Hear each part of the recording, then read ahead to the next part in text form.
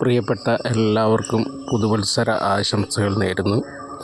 അതോടൊപ്പം ഇന്നു മുതൽ പുതിയ മാറ്റങ്ങൾ എല്ലാ കാര്യങ്ങളിലും സർക്കാർ തലത്തിലുമൊക്കെ തന്നെ പല മാറ്റങ്ങൾ വന്നിട്ടുണ്ട്. ഇപ്പോൾ ജനുവരി മുതൽ റേഷൻ വിതരണത്തിൽ മാറ്റം, അതുപോലെ തന്നെ സാധനങ്ങൾക്ക് പുറമെ പണവും ലഭിക്കും. ഇങ്ങനെ ഒരു അറിയിപ്പാണ് ഇപ്പോൾ എത്തിയിട്ടുള്ളത്. ജനുവരി 1-ാം തീയതി മുതൽ സംസ്ഥാനത്തെ റേഷൻ ഇടപാടുകളിൽ മാറ്റം വരുത്തുന്നു. മാറ്റങ്ങൾ പ്രാവർത്തികമാക്കുന്നതിനൊപ്പം നിർണായകമായ ചില നിർദ്ദേശങ്ങളും കേന്ദ്ര സർക്കാർ മുന്നോട്ട് വച്ചിട്ടുണ്ട്. റേഷൻ കാർഡ് ഉടമകൾക്ക് നിർദ്ദേശങ്ങൾ കൃത്യമായി പാലിക്കണമെന്ന് ആണ് മുന്നറിയിപ്പ്. ഇതിൻ്റെ ഭാഗമായി KYC പൂർത്തിയാക്കേണ്ടതുണ്ട്. നേരത്തെ ഡിസംബർ 25 വരെയാണ് ഇതിനുള്ള കാലാവധിയായി നിശ്ചയിച്ചിരുന്നതെങ്കിലും പിന്നീട് ഡിസംബർ 31-ലേക്ക് നീട്ടിയിരുന്നു. വിതരണം ചെയ്തിരുന്ന റേഷൻ സാധനങ്ങളുടെ അളവിൽ മാറ്റമുണ്ട്. നേരത്തെ ലഭിച്ചിരുന്ന അളവിൽ ആയിരിക്കില്ല സാധനങ്ങൾ ലഭിക്കുക.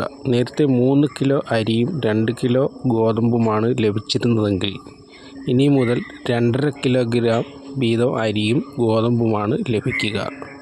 മുമ്പ് 5 കിലോ അരിയാണ് റേഷൻ ഇനത്തിൽ ലഭിച്ചിരുന്നതെങ്കിൽ 1/2 കിലോ ഗോതമ്പ് പുതിയ സ്കീം അനുസരിച്ച് അധികമായി ലഭിക്കും.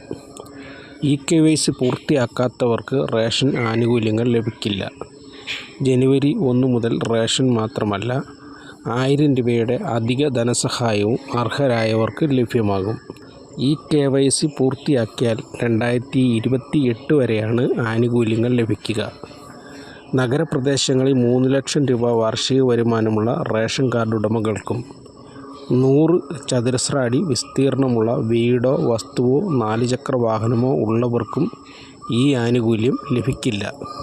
ഈ പദ്ധതി ദുരുപയോഗം ചെയ്യുന്നത് തടയാനും അർഹരായവരിലേക്ക് മാത്രം റേഷൻ എത്തുകയെന്ന ലക്ഷ്യവും മുൻനിർത്തിയാണ് എല്ലാ റേഷൻ കാർഡ് ഉടമകൾക്കും സർക്കാർ KYC നിർബന്ധമാക്കിയിരിക്കുന്നത്.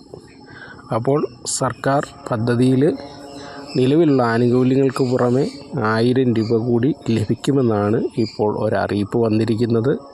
അത് എന്നു മുതൽ ലഭിക്കുമെന്ന് വ്യക്തമായ ഒരു തീരുമാനം പറഞ്ഞിട്ടില്ല. എങ്കിലും ഇന്നു മുതൽ, അതായത് ജനുവരി 1 മുതൽ പദ്ധതി പ്രാവർത്തികമാണെന്നാണ് അറിയിപ്പ് വന്നിരിക്കുന്നത്.